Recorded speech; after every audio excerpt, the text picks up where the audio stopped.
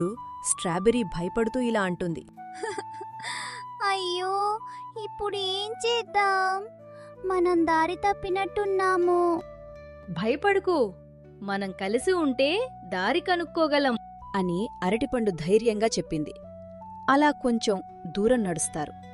వారు అలా నడుస్తూ ఉండగా దారి మధ్యలో ఒక గుంత ఉంటుంది.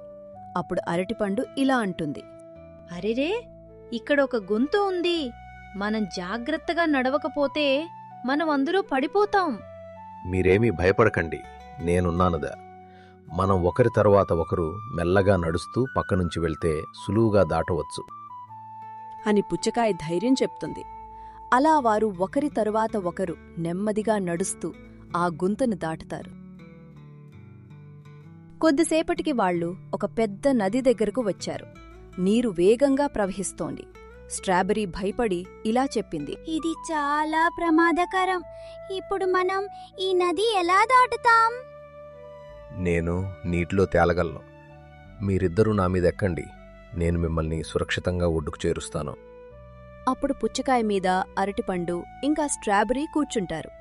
అరటిపండు సంతోషంతో వా